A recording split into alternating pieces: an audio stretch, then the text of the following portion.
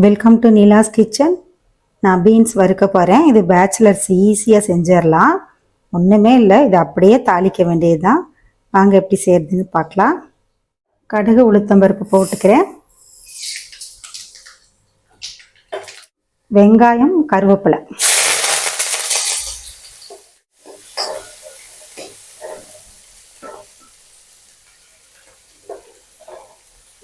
தக்காளி போட்டுக்கலாம்.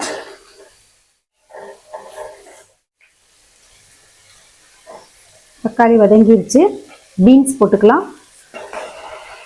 இது ஊட்டி பீன்ஸு, ரொம்ப நல்லாயிருக்கும்.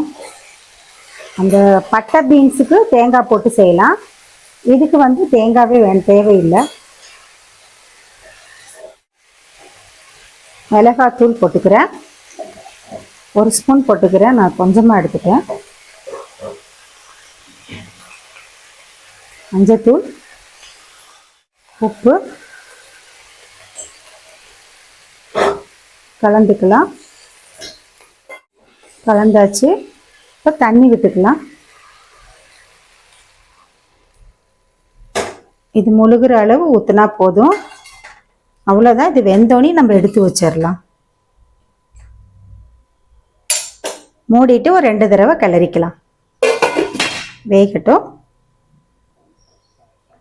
கிளறிக்கலாம்.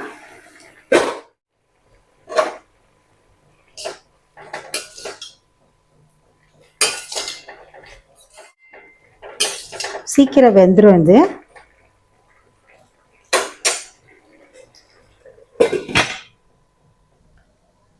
பார்க்கலாம். நல்லா வெந்துருச்சு பாருங்க. சூப்பராக இருக்குது. பீன்ஸ் பொரியலும் பண்ணலாம், நல்லாயிருக்கும். பசங்களுக்கு இதை தான் விரும்புகிறாங்க. தயிர் சாதத்துக்கு, சாம்பார் சாதத்துக்குலாம் ரொம்ப நல்லாயிருக்கும். இது ரெடி ஆயிடுச்சு. தண்ணி வற்றட்டும். இப்படியேவும் எடுத்து வைக்கலாம். தண்ணி வற்றினோனையும் கொஞ்சம் சாம்பார் பொடி போட்டோம்னா கொஞ்சம் திக்னஸ் கிடைக்கும். அவ்வளோதான். இது டேஸ்டியாக இருக்கும். மிளகு, சீரகம், பருப்பு எல்லாம் போட்டு அரைச்சிருக்கோம் இல்லைங்களா, அதனால கொஞ்சம் திக்னஸ், சீக்கிரமாக தண்ணியும் வற்றிடும். பெரிய வெங்காயம் நல்லா பெருசாக 2 போட்டிருக்கேன். தக்காளி 2 போட்டிருக்கேன். அதனால இது நல்லா பாருங்கள், தேங்காய் அரைச்சி போட்ட மாதிரியே இருக்குது. இப்போ மூட வேணாம். தண்ணி வற்றினோன்னே எடுத்து வச்சிடலாம். கொஞ்சமாக எண்ணெய் விடுறேன். வாசமாக இருக்கும்.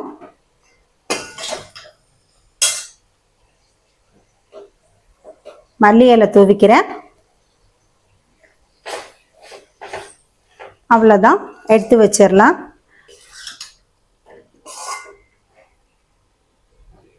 இப்போ நான் இதை எடுத்து வச்சிடறேன்.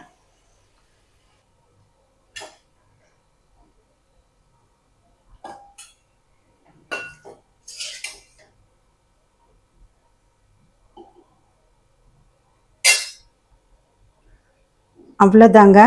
எம்மியான பீன்ஸ் வறுவல் ரெடியாக இருக்குது. பேச்சுலர்ஸ் இது ரொம்ப ஈஸியாக செஞ்சிடலாம். இதே மாதிரி செஞ்சு சாப்பிடுங்க. தேங்க்ஸ் ஃபார் வாட்சிங்.